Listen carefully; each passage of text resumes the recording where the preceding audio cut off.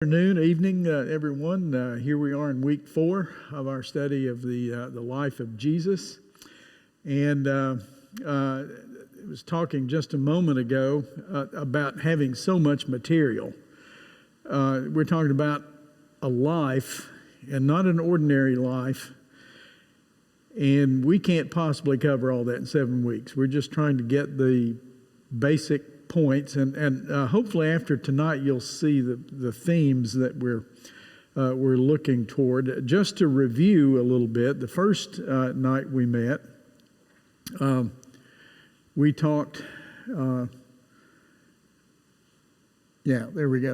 talked a little bit about the history and the geography of the place where Jesus was born and when he was born, and we looked briefly, very briefly, at the primary sources of information, which we take to be the 4 Gospels. And the second week we met, we jumped into the text a bit and looked at the birth narratives and also the early childhood of Jesus, about which we know very little. We really don't know much about that, but what we do know, we talked about that. The third week, last week, we got back to John the Baptist. We caught up a little bit, so we're up to speed this week, and we talked about Jesus and the great Galilean ministry. So that's what we talked about so far. And I want us to start there again tonight. And I've drawn out a timeline. Now, my wife told me she didn't like this. So I don't know if it's any good or not. I showed this to her and said, "Does this make sense to you?" And she said, "That confuses me. I hope it doesn't confuse you." The one that you have, it starts out like that, okay?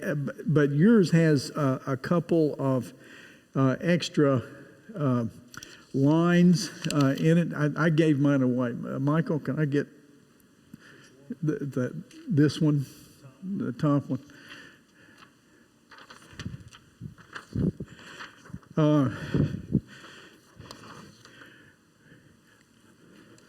The way we do the calendar today, Jesus was born somewhere around about 5-ish BC. Now, we've adjusted the way we think of the calendar, but Jesus was born at that time, right in there on your handout.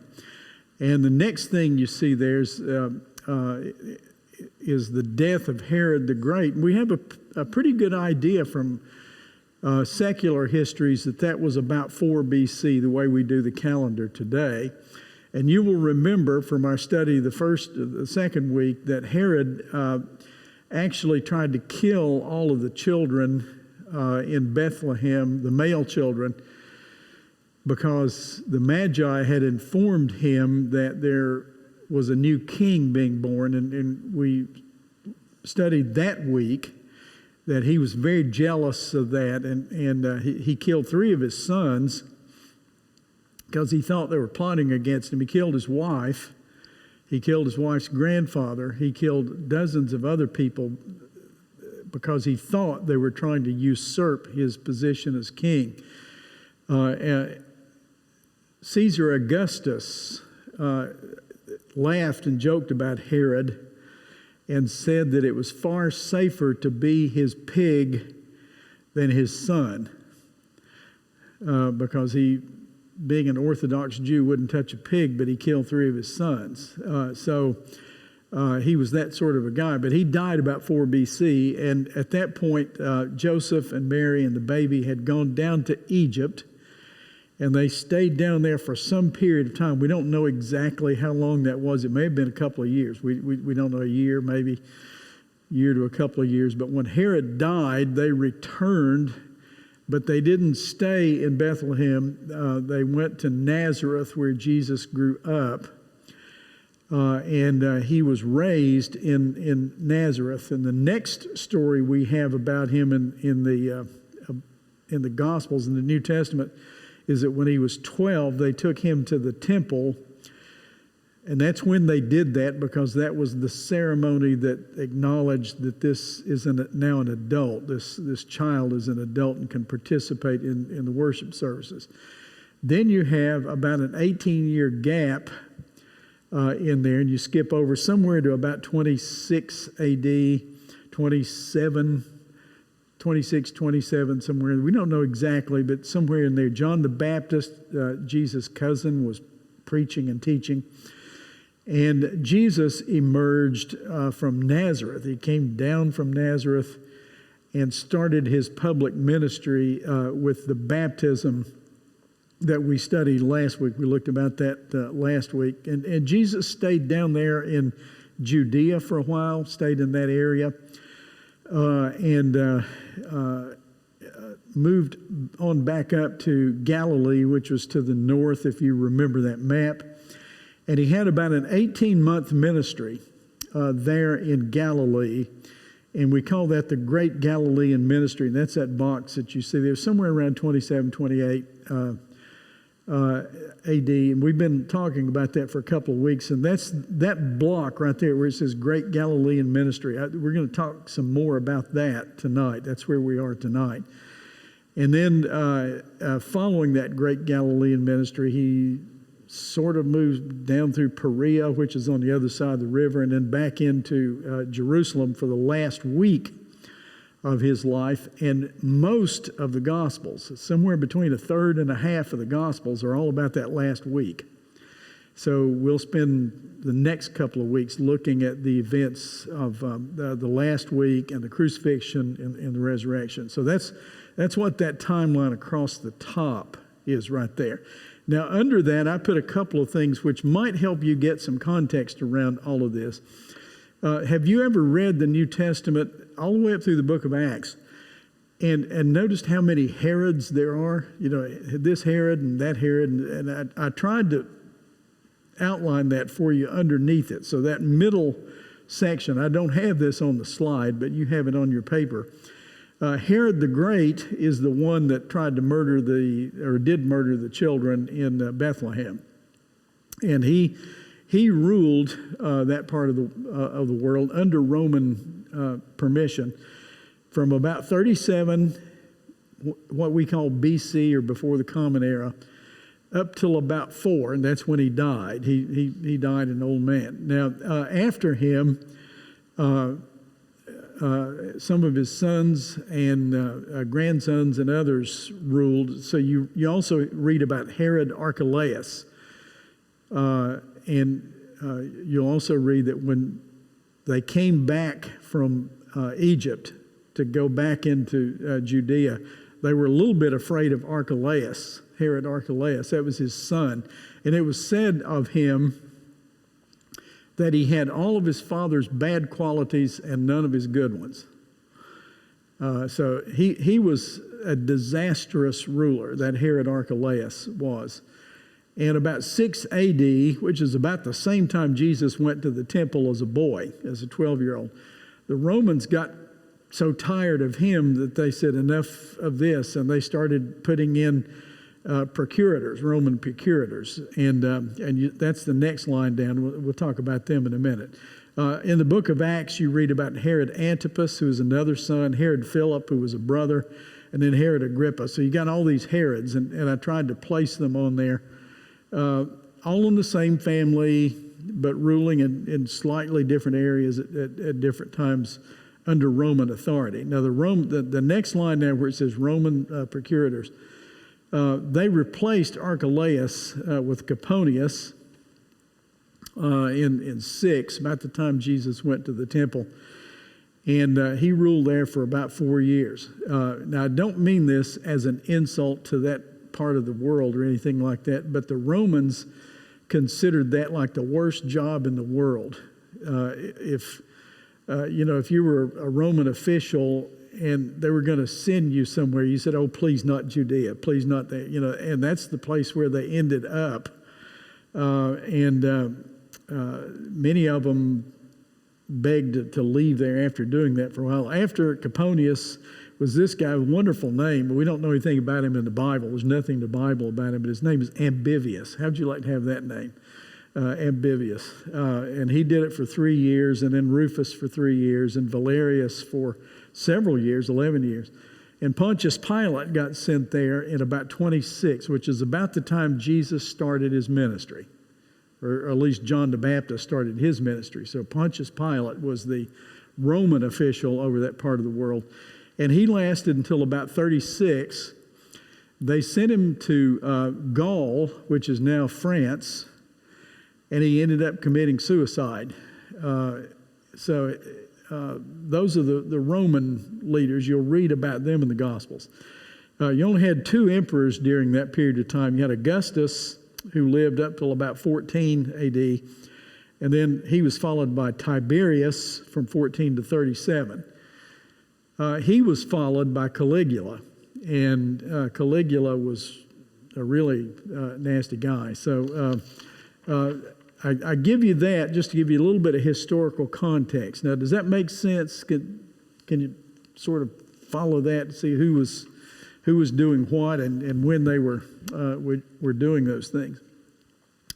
This is a map of, once again, this is slightly different map. This Judea is here, and Bethlehem is right there.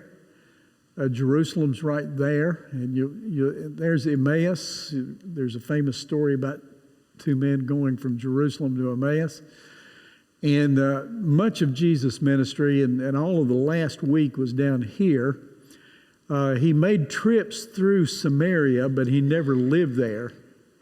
And this is Galilee right here. And that was a very thoroughly Jewish area. That area, they were Jews, but they were not Judean Jews, and that'll come to play. Jesus had some ministry here in the Decapolis and in Perea as well, which is now modern-day Jordan and Syria. The countries that we have there now were not even an idea at that time, but at that time this was the Roman world as it was. Right over here in Nabatea, this has nothing to do with tonight, but that city of Petra, you heard of the city of Petra. You see the Indiana Jones movies, where Indiana Jones goes into the temples and all that. They filmed that in Petra, which is right in here. And there are many archaeological sites in there that we can see today. Now this is Galilee, where we're talking about tonight. This is that big Galilean ministry. It's about 18 months. Bethsaida is up here, and a lot of things happened there. Capernaum, which was Jesus' adopted hometown. He lived out some of his adult life here in Capernaum, he and his family. Magdala, and the famous story about the Gerasene demoniacs, that would have been over here on this side. There's Cana, where he turned water into wine. We looked at that a little bit. But this is the Sea of Galilee, Capernaum, Gennesaret, and there's Nazareth right there. He spent his childhood here, his adulthood here, and he traveled around the whole area. You may ask, well, is any of that left? Well, here's a picture of the synagogue at Capernaum, which has been uncovered, and everybody got really excited about that when they first dug under the rubble to find that. Those are the ruins of the Capernaum synagogue, which we'll read about here tonight. But it's not exactly the same one that was there when Jesus preached there, because that one was torn down by the Romans in 70. They destroyed it. This one was reconstructed somewhere maybe in the 300s, but it's probably on the same site. So that's not the synagogue where Jesus preached, but it may be the same space, physical space, with a new building on top of it. So Jesus in Galilee. You'll see that it's really hard to do a chronology of this. It's really hard to say on this day he was here and on this day he was there, because the 4 Gospels record different pieces of it, and I think personally, this is just an opinion, I think it's probably impossible to try to put a strict chronology on that, because, you know, you got an event here and an event here, and we're never quite sure if we're talking about the same one. And it was not the purpose of the gospel writers to give a day-by-day, minute-by-minute account. The closest one to that might be Luke, but even in that case, we're not completely sure. If you want to think of it in phases, in Matthew chapter 4, it says that he went back to Galilee after the temptations. You remember he went out into the wilderness. He was tempted by the devil. And then it says in Matthew 4:12 and following, it says he went back to Galilee and he started to call his first disciples. Now, Matthew doesn't discuss that Samaritan ministry that John discusses. John puts that in there. Matthew doesn't. And but it's about this time, and there's some sort of phases. But as I say, don't push the chronology too strictly. He had some major teaching ministry. Some of his big long sermons and discourses are there. I keep asking if anybody's got a Bible with red letters in it. And people look at me like, you know, that's strange. Rick, do you have one? You have a Bible with red letters? If you see big blocks of red ink, that's a sermon or a discourse that Jesus made. And you have a lot of those in this Galilean ministry. Probably the most famous of them is the Sermon on the Mount, which both Matthew and Luke record versions of it. Matthew has the longer ones, Matthew 5, 6, and 7. And we will study that one the last week in this study about Jesus' ministry.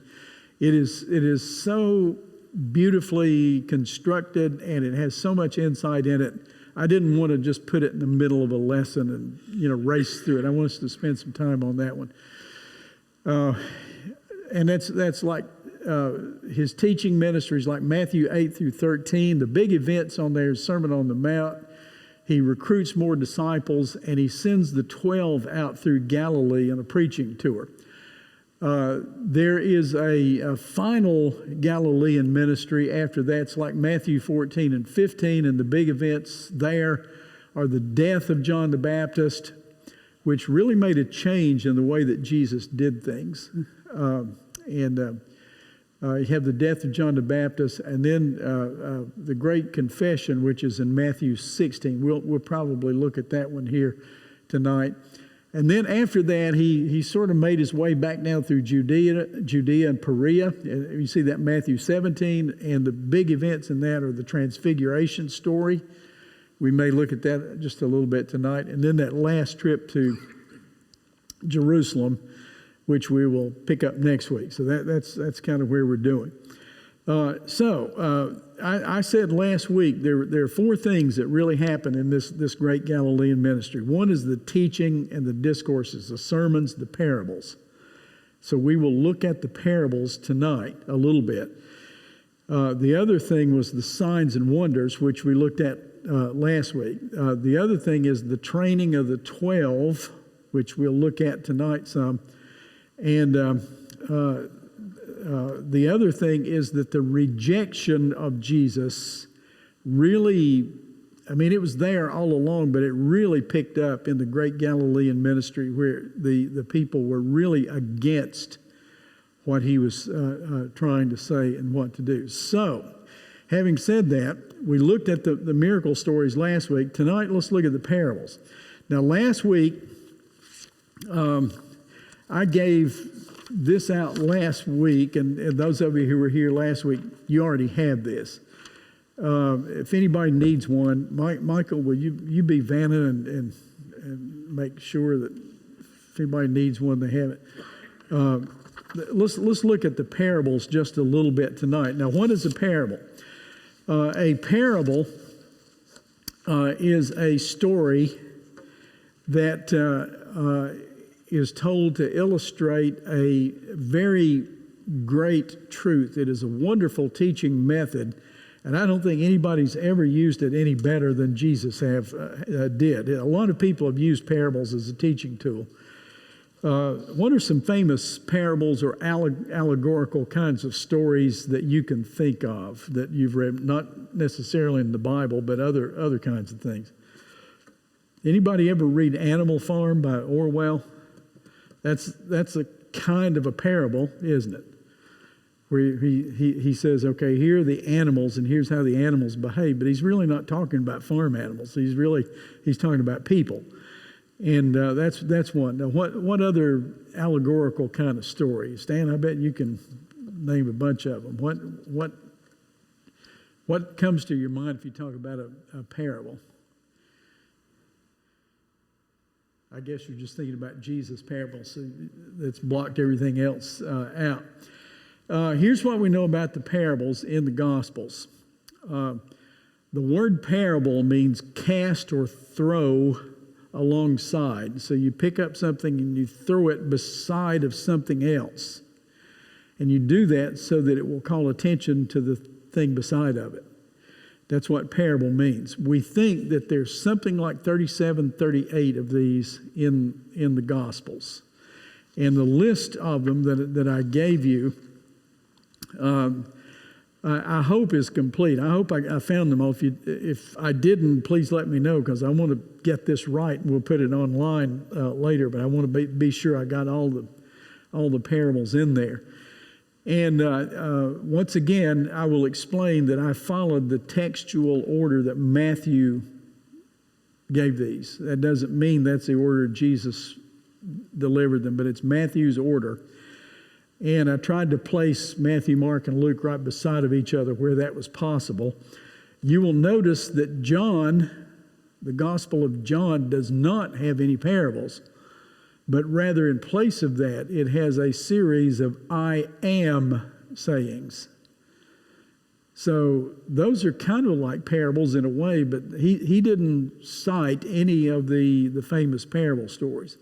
So let's look over this, and I think that there's probably about 5 or 6 themes in these parables. One of them is the theme of the kingdom of God, and especially in Matthew, because Matthew says that the kingdom, use the word kingdom, I think something like 30, 40 times in Matthew, not necessarily associated with these parables, but a lot of these were kingdom parables. So there's probably a Bible in front of you there. So let's look at some of these. The kingdom parables were things like the parable of the sower who went out to sow. So if you look in the New Testament section and look over at Matthew chapter 13. We'll just look at Matthew's version of it, the parable of the farmer or the sower. And look at verse 1 in chapter 13. It says, that same day Jesus went out out of the house and sat by the lake. Such large crowds gathered around him that he got into a boat and sat in it, and while all the people stood on the shore. Then he told them many things in parables, saying, a farmer went out to sow his seed, and as he was scattering the seed, some fell along the path, and the birds came and ate it up. Some fell on rocky places where it did not have much soil. It sprang up quickly because the soil was shallow, but when the sun came up, the plants were scorched, and they withered because they had no root. Other seed fell among thorns, which grew up and choked the plants. Still other seed fell on good soil where it produced a crop, 160 or 30 times what was sown. He who has ears, let him hear.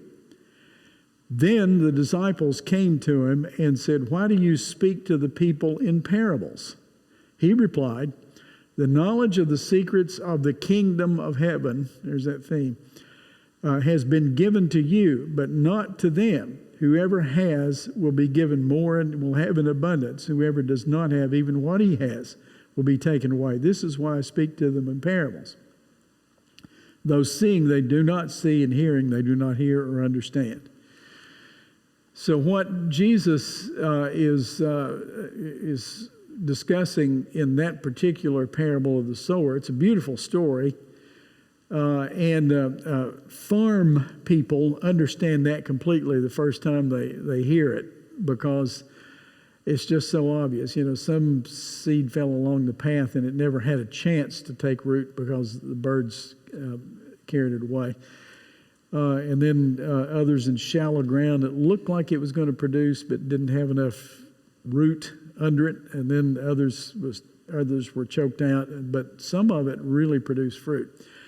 He was describing to those who would hear it that his preaching was not going to have the same effect on everyone. He's saying, I'm coming here to teach and to bring the kingdom of God, but not everyone is going to hear that. So he's not talking about seed, is he? He's talking about the way that his teaching will affect humankind. And haven't you seen that very thing come true? Haven't you seen that? Some seed fell aside. The words were spoken. It did no good. The people were not listening. They wouldn't hear it. Nothing happened. Others heard it for a little while and said, okay, that looks good. But when the sun became really hot and beat down upon the plant, it died because there was not enough root. It didn't go deep enough. Others were choked out by the events, the stuff of this life, but some heard it and it changed their lives and they produced good fruit. That's a very beautiful, unforgettable way to describe that. Why do you think he was describing the kingdom to these people? What do you think Jesus was about there? I mean, keep in mind, this is right about the middle, almost the middle of Matthew, and you're coming up toward that last week. You think maybe he's building them toward something or leading them toward some event? It sort of sounds that way to me. Another group of parables are loss and redemption kind of parables. The redemption kind of parable would probably, I don't know, it's best described by Luke. So let's go over to Luke 15. And there's a famous parable over there about what we call the Prodigal Son. Now, in Luke 15, 11 through 32, we have a record, Luke's record of that. There is a German theologian. His name is Helmut Thielicke. And he wrote a whole book about this parable, and he said, we misnamed that. He said, it's not really about the prodigal son. The title of his book is The Waiting Father. He said we should have called it the parable of the waiting father rather than the prodigal son. What do you think of that? He said it's really about God. It's not about that prodigal boy. But let's look over there at it. It's in Luke chapter 15 and start verse 11. Jesus continued, there was a man who had 2 sons. The younger one said to his father, give me my share of the estate. So he divided his property between them. Not long after that, the younger son got together all he had and set off for a distant country and there squandered his wealth in wild living. After he had spent everything, there was a severe famine in that whole country and he began to be in need. So he went and hired himself out to a citizen of that country who sent him to his fields to feed pigs. He longed to fill his stomach with the pods that the pigs were eating, but no one gave him anything. When he came to his senses, he said, how many of my father's hired men have food to spare, and here I am starving to death. I will set out and go back to my father and say to him, Father, I have sinned against heaven and against you. I am no longer worthy to be called your son. Make me like one of your hired men. And he got up and went to his father. And while he was still a long way off, his father saw him and was filled with compassion for him and ran to his son, threw his arms around him and kissed him. The son said to him, "Father, I've sinned against heaven and against you. I'm no longer worthy to be called your son." But the father said to his servants, "Quick, bring the best robe and put it on him. Put a ring on his finger and sandals on his feet. Bring the fatted calf and kill it. Let's have a feast and celebrate, for this son of mine was dead and he's alive again. He was lost and is found." So they began to celebrate. Meanwhile, the older son was in the field. When he came near the house, he heard music and dancing. He called one of the servants and asked what was going on. "Your brother has come," he replied, "and your father has killed the fatted calf because he has him back safe and sound." The older brother became angry and refused to go in, so his father went out and pleaded with him. But he answered his father, "Look, all these years I've been slaving for you and never disobeyed your orders, yet you never gave me even a young goat so that I could celebrate with my friends. But the son of yours who has squandered your property with prostitutes comes home, you kill the fatted calf for him." "My son," the father said, "you've always been with me, and everything I have is yours. But we had to celebrate and be glad because this brother of yours was dead and is alive again. He was lost and is found." Now, there are some other of those, the lost coin, the lost sheep that you see on your handout there, about something that was valuable and precious that was lost but had been discovered. And Jesus and all of those described the joy of the Father when they came back. Now, I also see in that particular parable just a little bit of a jab against the older brother. And who would be the older brother in this particular story? It would be the Jews, wouldn't it? Because they were celebrating God, and at least in their own minds, not in reality, but in their own minds, they'd been serving God all along. And all of a sudden, all these Gentiles or foreigners started coming in, and the Father was rejoicing, or God was rejoicing, but they were upset because these prodigals were coming and said, "Look, we're better than them." And the Father in this particular story says, "Look, he was lost, but now we have him back."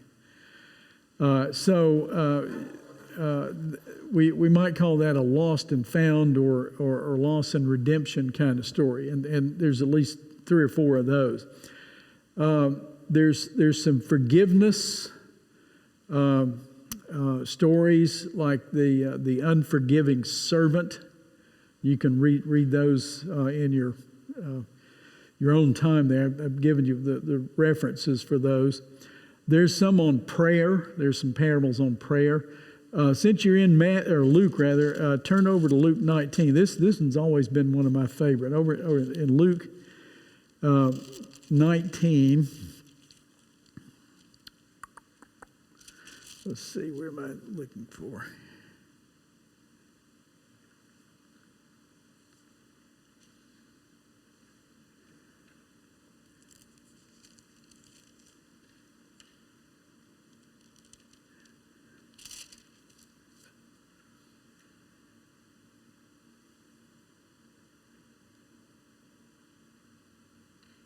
Well, I'm not seeing what I need to check my reference here.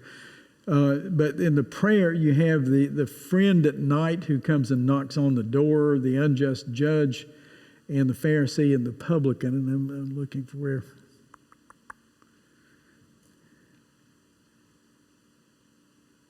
Well, I'll correct that.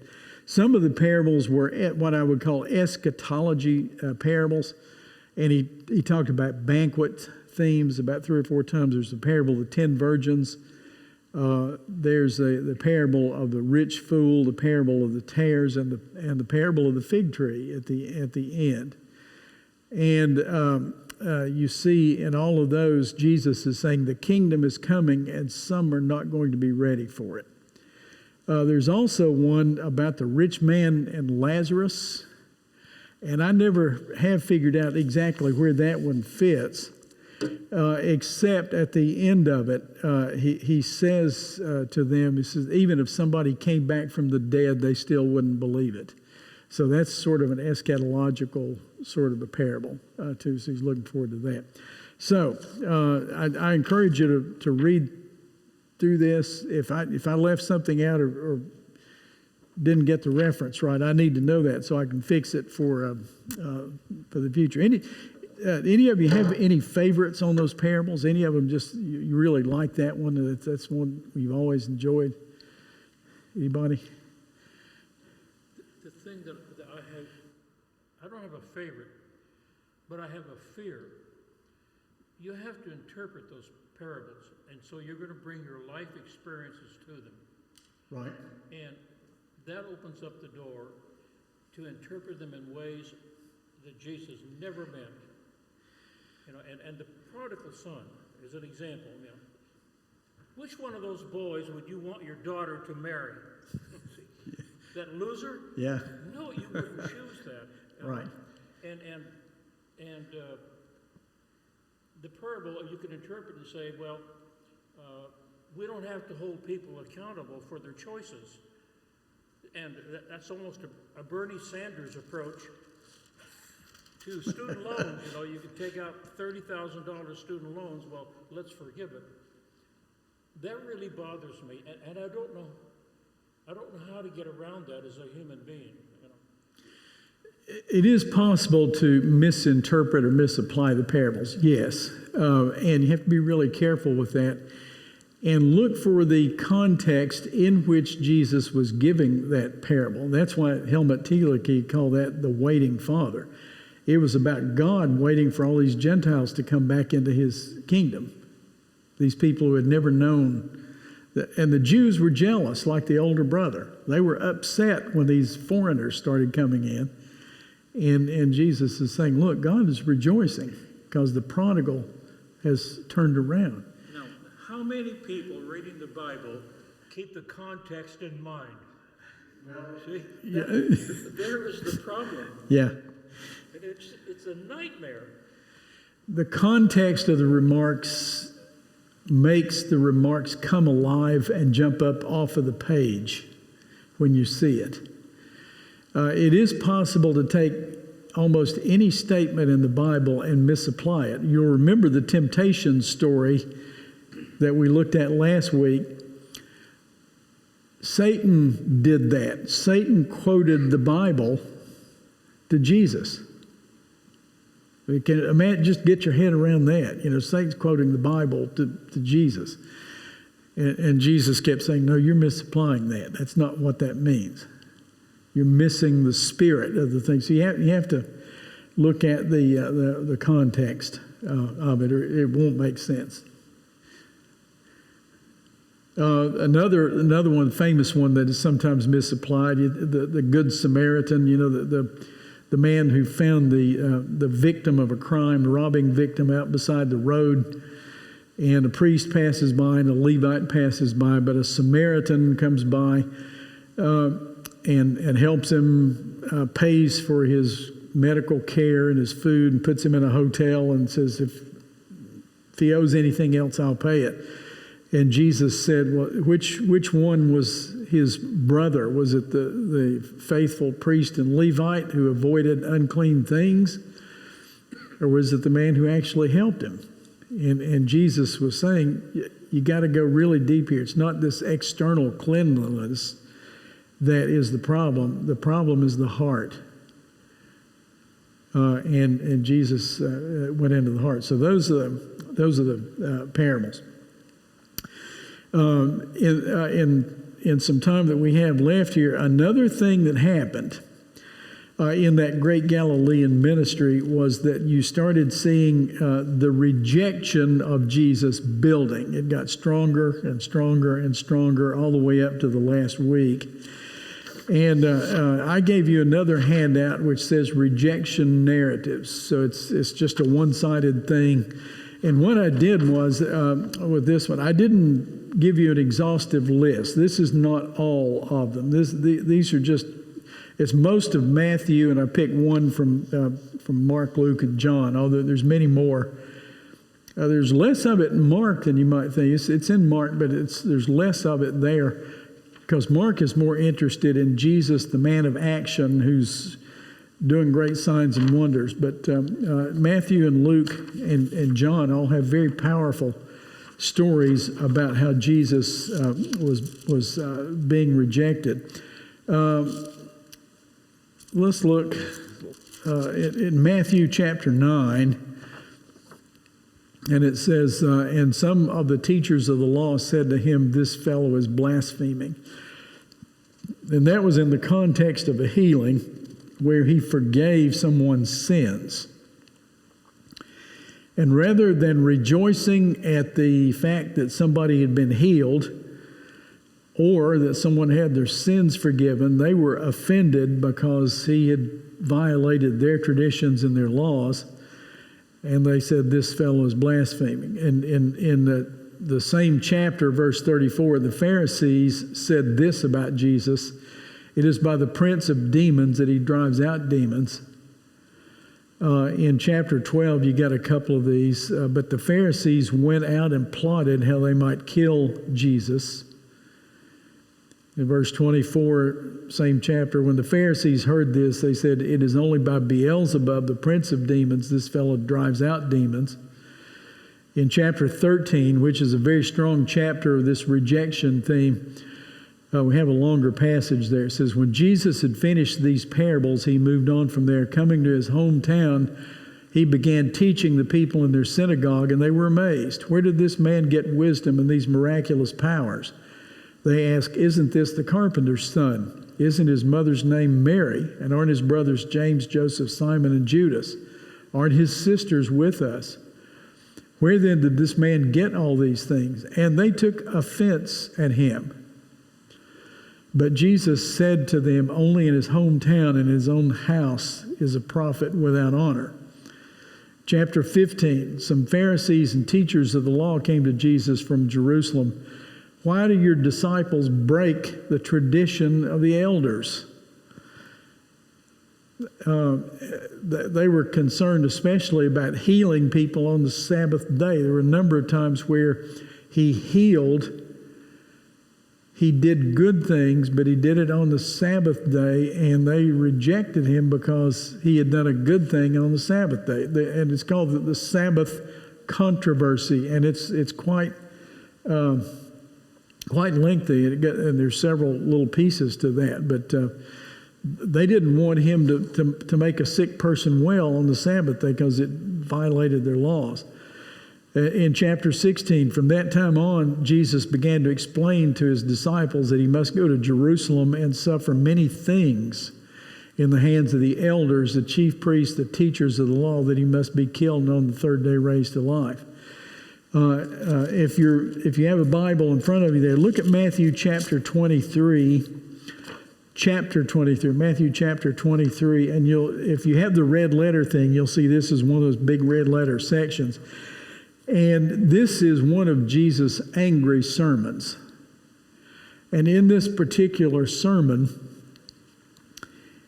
he, in a sense, sort of exposes the weaknesses of these people who are attacking him.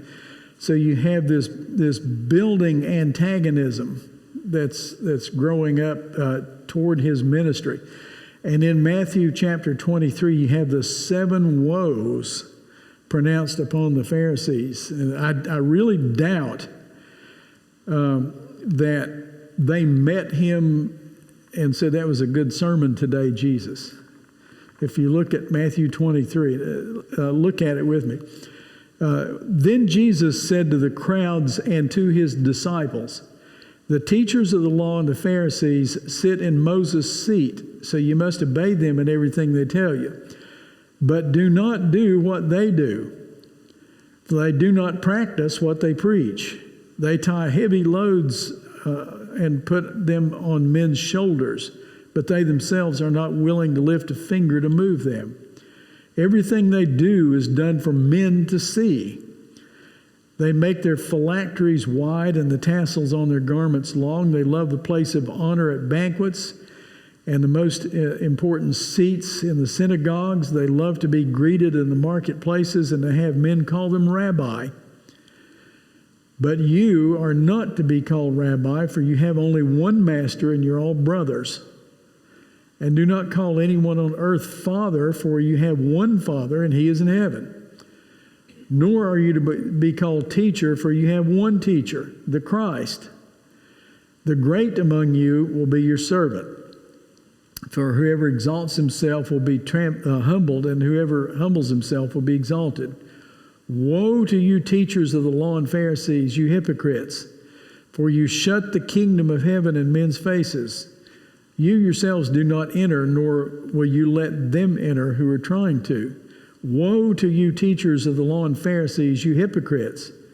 You travel over land and sea to win a single convert, and then when he becomes one, you make him twice as much a son of hell as you are. And it goes on. Do you see any themes in that? He'd be thrown in jail today for hate speech. Yes, he would. And it goes on for that whole chapter. The whole 23rd chapter is like that. Let me see if I can rephrase that in modern language. What Jesus is really objecting to is that people can take something that is good and godly, and they can abuse that in order to gain power and status for themselves. And they will defend that power and status against even something that's good, like healing a lame man on the Sabbath day. They are actually using true religion for some kind of earthly power or gain.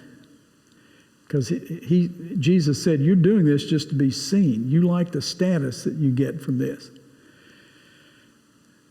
And that is a very frightening thing.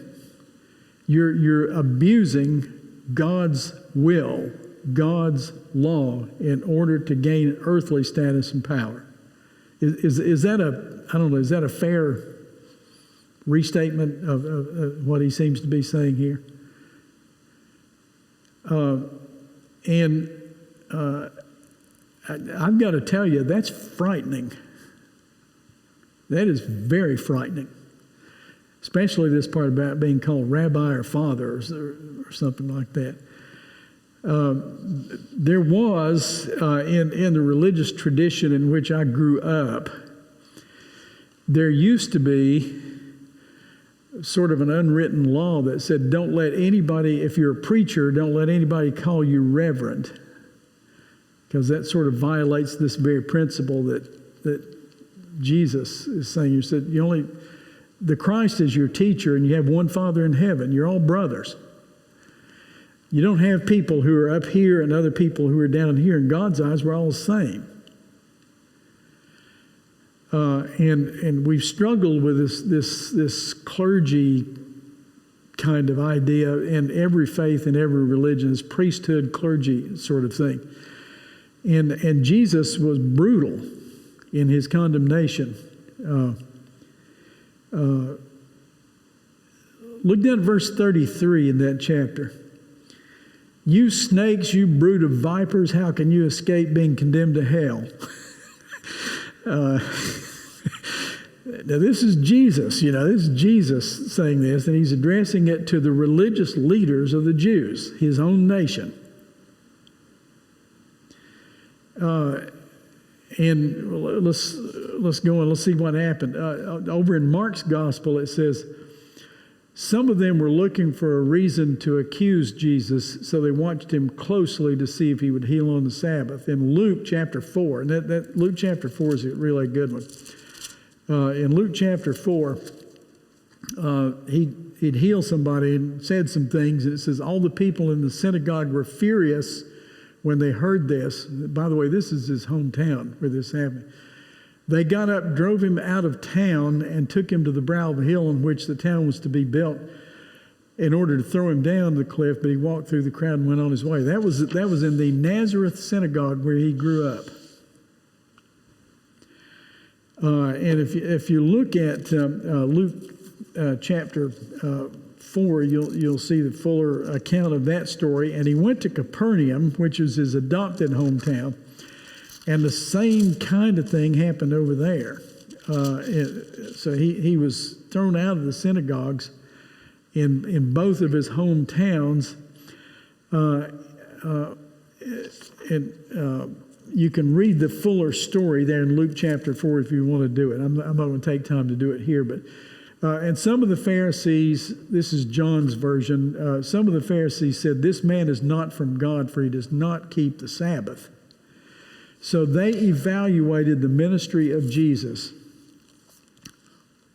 on one rule that was, in fact, a misapplication of the original law about keeping the Sabbath day.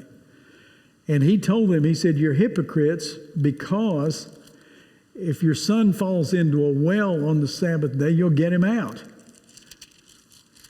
Or if your ox is in the ditch, you'll get him out. And you're upset with me because I healed a lame man or a blind man, or I did a good thing for somebody on the Sabbath day." So let's look over in John chapter 11. I didn't put this one on your sheet, but if you want to write in down at the bottom, there where it says John 9:16, write one under that. If you look at John chapter 11, verse 45, you see this story. Therefore, many of the Jews who had come to visit Mary and had seen what Jesus did put their faith in him, but some of them went to the Pharisees and told them what Jesus had done. Then the chief priests and the Pharisees called a meeting of the Sanhedrin. Now, the Sanhedrin was a collection of 70 Jewish leaders. They were people of very high status in that community, and they were the ones who made the laws for the country. So they called a meeting of the Sanhedrin. Anytime there's trouble, what do? You call a meeting, right? That's what they did. And then they said this, reading it, "And what are we accomplishing?" they asked. "Here is this man performing many miraculous signs. If we let him go on like this, everyone will believe in him. And the Romans will come and take away both our place and our nation." Then one of them, named Caiaphas, who was high priest that year, spoke up. "You know nothing at all. You do not realize that it's better for you that one man die for the people than the whole nation perish." He did not say this on his own. As high priest, he prophesied that Jesus would die for the Jewish nation, and not only for that nation, but for the scattered children of God, to bring them together and make them one. So from that day, they plotted to take his life. So you have this growing opposition to Jesus. I used to teach statistics. And we have this thing in statistics, if you're drawing a graph, you know what the bell-shaped curve looks like? Like a bimodal curve or bimodal distribution is you got a big lump down here, and then it drops back down, and you got another big lump over here. Have you seen those, a bimodal distribution? So what you're really looking at when you measure that thing, whatever you're measuring, is there's really two groups in there. And if you were to go around in the day when Jesus was active in his ministry, preaching and teaching, you would get a bimodal distribution. You'd ask, "Do you support Jesus of Nazareth?" Many of the people believed in him, so they'd be one group, and the other group would say, "No, I don't." So you got a bimodal distribution. There is no middle. It's either you do or you don't. And that built and built and built. You even see it, you'll see it next 2 weeks, when he goes back into Jerusalem. Some of them were saying, "Hosanna in the highest, the Son of David's come back to us." And others were whispering in the corner saying, "How are we going to kill him without starting a riot?" So in this Galilean ministry of 18 months, you have these miracles and signs that we looked at. You have the parables and the sermons that we've looked at some. Then you have this growing opposition to him. And the New Testament does not sugarcoat this. It says they were trying to kill Jesus. And the list I gave you is not a thorough, exhaustive list. It's just some of those that illustrate that fact. We talked about that just a little bit last week. How is it that they could stand there and see him feed 4,000 or heal a blind man and then say that he's doing that by Beelzebub? How could they do that? What is the psychology of that? I used to teach that too. You need to read William James' Yeah. lecture, Yeah. The Will to Believe. Yeah, the will to He believe. explained that back in 1800. Say more about that, Stan. What do you remember from that? It's a long essay. I almost think we make up our minds ahead of time, and we just look for something to confirm what we've made up our minds for, and we simply live in a psychological secure compartment, and we won't let anything penetrate into that. And so we simply will reject emotionally, not intellectually, anything that denies what we've already made up our mind to. But that essay by William James, it was a lecture. Mm-hmm. It's brilliant. Yeah. It just lives like it's for us today. That brings up several other ideas to me that are related to that. In literature, I think they call that the Tolstoy effect. And the Tolstoy effect is if you really don't want to believe something, you will ignore all of the evidence to the contrary, and you'll believe and remember the parts that you want to believe. In psychology, you call that confirmation bias. And that's been tested hundreds and hundreds of times. You give people information, and then later on give them a memory test. And see, do they remember information that confirms or disconfirms things that they want to believe? We remember things better if it confirms. It doesn't matter if it's true or not. We just remember that thing better if it is confirmed. It's probably the emotional side of the affective side of it that makes us do that. But, I've often wondered about those people. How could they stand there like that and see Jesus do these things and say these, hear the teaching, which we've only scratched the surface of. We'll come back to that in the next 2 weeks. But next 3 weeks, actually. How could they witness these things and then walk away and say he's wrong, he healed on the Sabbath? It illustrates their lack of understanding of what the Old Testament, what we call the Old Testament, really was saying. They had constructed around that a culture, a society. And they were successful, and they had high status, and they were protecting that. And people do that.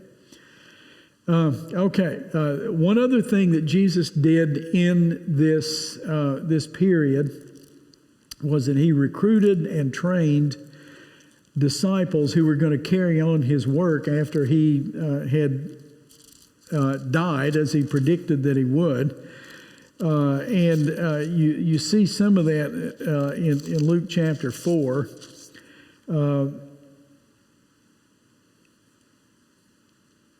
After he had been tempted,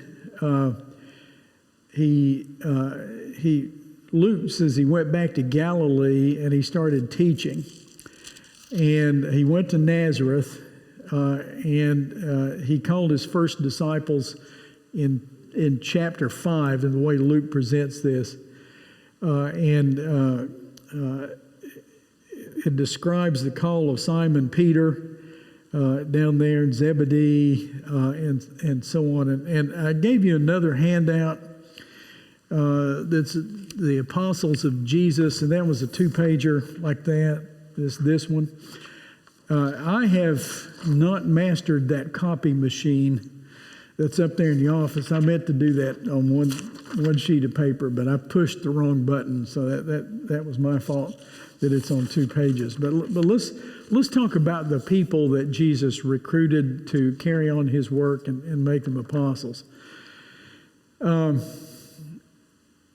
In most of these lists, they're mentioned several times. I think maybe about 8 times in the New Testament you find passages where these guys are mentioned. Usually the first one is Peter. And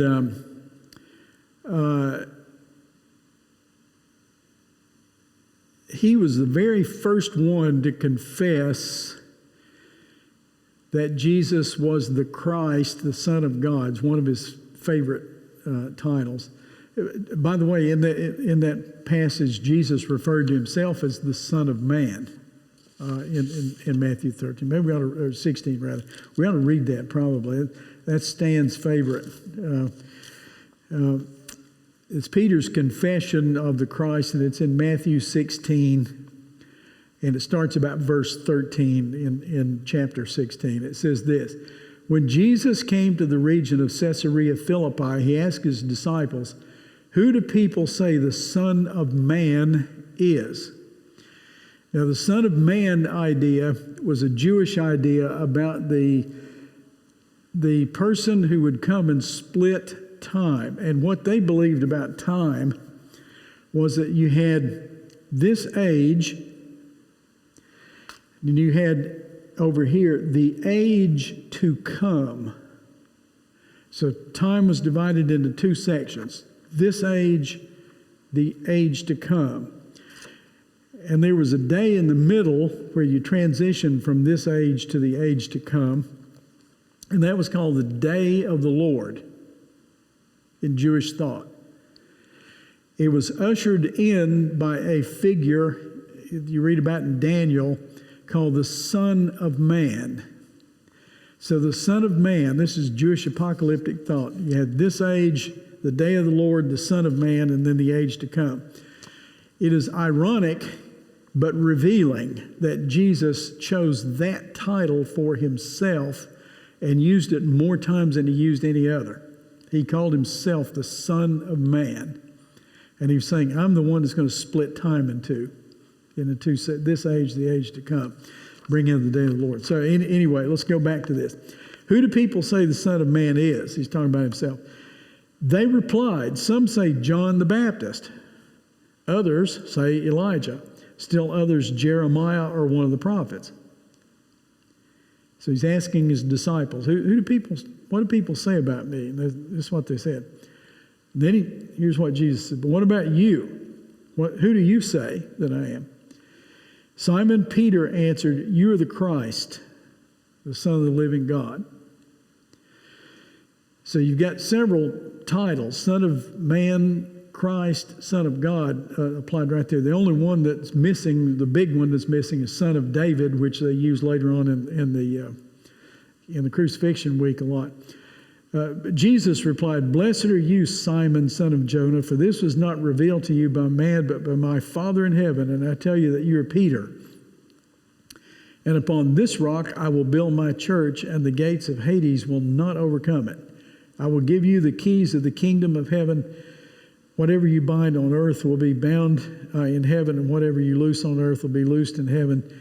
Then he warned his disciples not to tell anyone that he was the Christ. And that's called the Messianic Secret.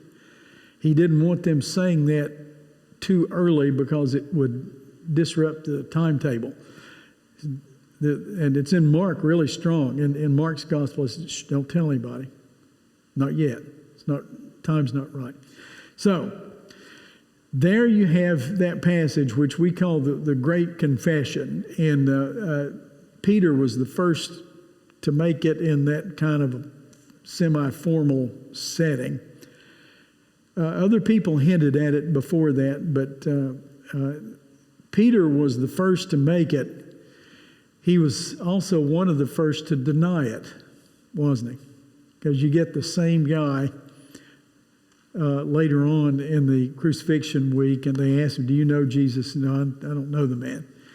Same guy, but on the day of Pentecost, which was just, like not quite 2 months later, he's the one that stood up and preached to the crowd and said, this Jesus that you crucified, God has made him both Lord and Christ.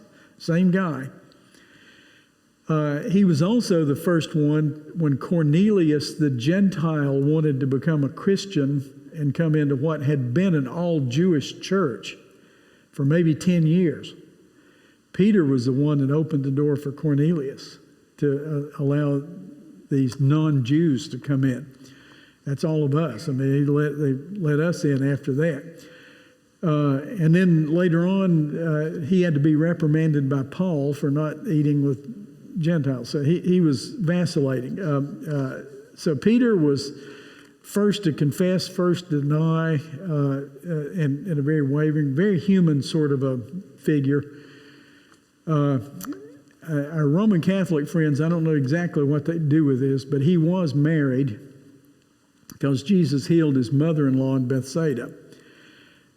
He and Andrew were brothers, and they were fishermen, which doesn't mean somebody that goes out and fishes for fun on a Saturday afternoon. These were professional fishermen who were feeding, who knows how many people, hundreds of people perhaps, by fishing in the Sea of Galilee. They also were in Capernaum, in Bethsaida, which was sort of the fishing town. Some people speculate on this and say that Peter and Andrew already knew Jesus when he started calling them, that maybe they'd interacted in some way before we read about these calls to come and follow me.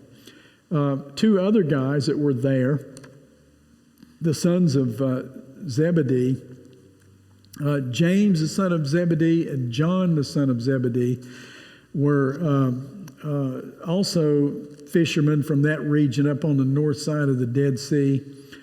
And some people speculate on this. We don't really know a lot about these guys other than what little we have about them in the text. The sons of Zebedee were called the sons of thunder, and they somehow knew Peter and Andrew, maybe were in business together. Some people even speculate that they may have been somehow kin to Jesus, like cousins or something, but they wonder if he didn't know them before. It's not like he walked up to a stranger and said, come and follow me, but there was more to it than that. To be perfectly honest, we don't know what happened to these guys. Peter, Andrew, James, and John were what they call the inner circle, or the executive group of executive committee of the disciples, because they're in all of the major stories. They're there at the Transfiguration. The legend is that Peter was crucified in Rome, but we don't know if that's true or not. The legend is that Andrew was also crucified much later on, but we don't know if that's true or not. There's legends about them as they went out on missionary journeys, and some of the legend is things like this. Peter requested to be crucified upside down because he was not worthy to die in the same manner that Jesus did on a Latin cross. Andrew asked for an X-shaped cross and was crucified that way, but that's legend. If you've ever seen a flag from Scotland, it's a blue field and a white X cross, and that's St. Andrew's cross. They consider him their patron saint. But to be very honest with you, we don't know. We don't know how they died or when they died. We sort of lose track of them after the book of Acts. There were some others. There was a guy named Philip who's mentioned 8 times, and he's always, or most of the time, mentioned with Bartholomew in the Gospels at least. And he preached in Samaria. He went up through Samaria and preached to the people up there. Some people, we think he was from Bethsaida, which is also that North Galilean area. Some people say he went to Ethiopia and died as a martyr in Ethiopia, but once again, we don't know that. Bartholomew, we know almost nothing about. We don't know much about him. Thomas, called Didymus, what we know about him was that he was a twin, because that's what his name means. We don't know what happened to the other twin. A lot of speculation about him. He's the one who has been nicknamed Doubting Thomas, because he wouldn't believe that Jesus was raised from the dead until he actually saw physical evidence. I think of him as the first scientist. He was an empiricist. He wanted to see the evidence. I don't know if he was the first one or not, but he was one of them. He said, "Show me the evidence." But notice what he said after he saw the evidence. He called Jesus Lord and God after he saw the evidence. So I think he gets beat up a little bit, a little too much, by calling him Doubting Thomas. If somebody had come to you and said a dead man came back to life after 3 days, is that easy to believe? It's not, is it? It's not easy to believe. So I don't know that Thomas doubted any more than any of the rest of them did. There is some speculation about him that he went to India and died as a martyr in India, though we don't know that. There was another James, we call him James, the son of Alphaeus, and he had a brother, Jude, the son of Alphaeus. We don't know much about them. They're not mentioned very often. There's some speculation that Jude may have died in Persia, although there's no way to know that. Some of the more interesting ones were Matthew Levi, who was a tax collector and a collaborator with the Romans. He was one of the most hated men in Israel. Tax collectors were hated more then than they are now. They're still not popular people. Tax collectors aren't. We had a fellow here at Woodlawn years and years ago, and he's passed away long ago, a really fine fellow. And he was an attorney that worked for the Internal Revenue Service. And he was almost embarrassed to tell people he was an attorney that worked for the Internal Revenue Service. Ken was a great guy, and passed away several years ago. He used to joke about that, about being the most hated man in town. He was an attorney for the IRS, but it was even worse back then because there was a Roman collaborator, Matthew Levi, and he may have been wealthy, probably was wealthy, but he was searching. He was not happy with what he had, and he left all of it and followed Jesus. Now, I mentioned him at this point because I want to mention another one called Simon the Zealot. He was in the militia. Okay? Zealots were a radical military wing of the Pharisees, and they wanted to start war with the Romans, which, if you really think about it, it's about as dumb a thing as you could want to do, because that Roman army was fierce and it was well organized and well disciplined, and you don't want to fight with those people. But they wanted to start the war, and I wonder what it was like to have a campfire with Simon the Zealot and Matthew Levi sitting there side by side listening to Jesus. That would have been like having the most extreme left wing and the most extreme right-wing guy in the same band of disciples. And then the last one that's always mentioned is Judas Iscariot, and he may have also been a zealot, because some people say his name, Iscariot, means of a dagger. So he may have been armed and ready to start a fight with the Romans, and that might explain why he did what he did. He's the one who betrayed Jesus. And he's the most mysterious of all of them to me. I just don't know very much about him, and I wish that I did. The Bible says that he hanged himself in grief and remorse over what he had done in betraying Jesus for 30 pieces of silver. And the book of Acts says that his body fell from the tree, and he was up there so long the body was rotten and he's splattered all over the place. It gives a very gruesome description of his death say he got what was coming to him. I don't remember any families naming their sons Judas. It'd be like naming your daughter Rahab. You just didn't do that. I know a lot of Judas. I've heard a lot of kids named Judah, but we don't know any Judases. There were a couple of other people that wore the title of apostle. They were not of the original 12. But Matthias is only mentioned twice in the whole Bible, both times in the first chapter of Acts, and he was the replacement for Judas. They got together and cast lots and said, who can we use to replace him as an apostle? So they got this guy named Matthias, which tells you what? What does that tell you?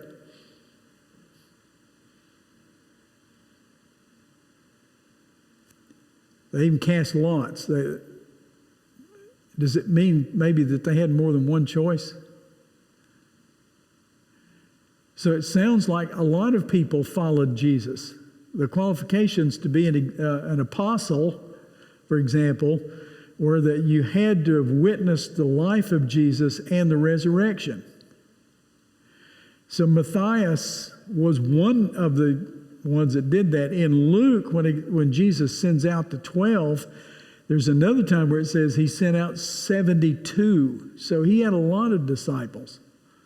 But 12 of them were in this special list. Paul also became a disciple, or an apostle, rather, because Jesus appeared to him after as a resurrection appearance, which leads me to think that maybe Paul was one of those who witnessed Jesus to and rejected him. But later on, when he saw the resurrected Christ. So in Luke 10, it talks about the 70 or the 72 who were apostles.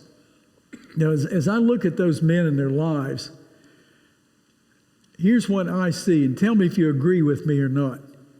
They were just like us. They were not Superman. They had all the same failings. When the Romans came to arrest Jesus, they ran away. Peter even denied him. Only one of them stayed around, and that was apparently John, because Jesus said, take care of Mary when he was on the cross. He said, make sure my mother is cared for. And he said that to John. But they were just like us. But they were called to follow Jesus because they had special insight. Okay, so that's what happened in this great Galilean ministry. He recruited 12 or 70, or in Acts, 120. There were a lot of disciples. He preached wonderful, frightening, provocative sermons, told wonderful parables. He did great signs and wonders, and he developed all kinds of opposition. So if you read through that 18-month period, that's what you'll see.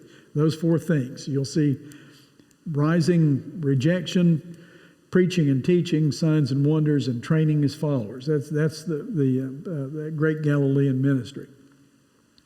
So I'm going to stop right there, and you ask your questions or make your comments about this. Do you have a favorite disciple?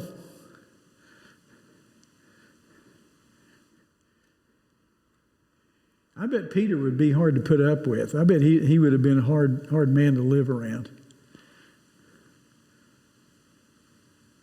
Did you ever have a friend that was really impulsive? I had a son like that. I still have a son like that. Do it first and think about it later. You ever see that? He's the first one out of the boat, wasn't he? To try to walk on the water. First one out of the boat. I used to, when my son was little and we made multiple trips to the emergency room, I used to say, son, didn't you think about that before you did it? No, it just looked like fun. And I don't know how many trips to the emergency room we made with that boy, but he survived, and now he has a son just like him, and I'm laughing the whole time. Anybody have a favorite? You have one you just always wondered about, one you'd like to meet? I think the example of Thomas demanding evidence when he's asked to believe something should make him a favorite to all of us. Well, it would to those of us who like science. It would make him very popular to us. But he wasn't even there yeah, when Jesus first showed up. Right. And the others saw him. So he couldn't have that evidence. Right. He just wasn't there. And he just said, "Show me. I want the proof." Yeah. I wish we would all do that with everything. Yeah. Joe Biden, show me the proof. Politicians don't think that way. They don't think in terms of proof. It's narrative. You go by narrative, not by evidence. All politicians, all parties, they all do it. Anybody else? David, I haven't heard from you. One of them just sort of say that. I like that guy.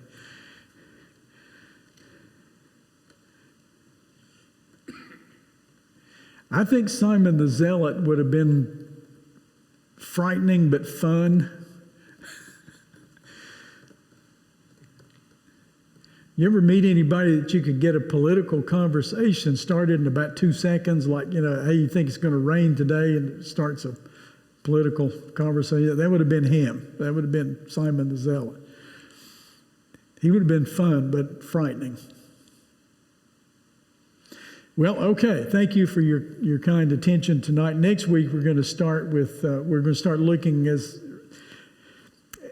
as we wrap up Jesus' ministry, that last little trip, and then the things of the last week. And we'll spend a couple of weeks on that. And then the last week we're together, we're going to talk about his sermons in a little bit more depth. Okay? So we'll look at the Sermon on the Mount, the apocalyptic sermon in chapter 25 of Matthew, and so on. We'll do that. Okay, all right. If you find any omissions or errors in those papers, please tell me, because it's my intention to get this put together in a package and put it out for the public to see. And so now's the time to correct all these things. Okay, let's pray together. Lord God of heaven, we are your children, the work of your hands, and you sent us Jesus, and we thank you for him. In his name we pray. Amen.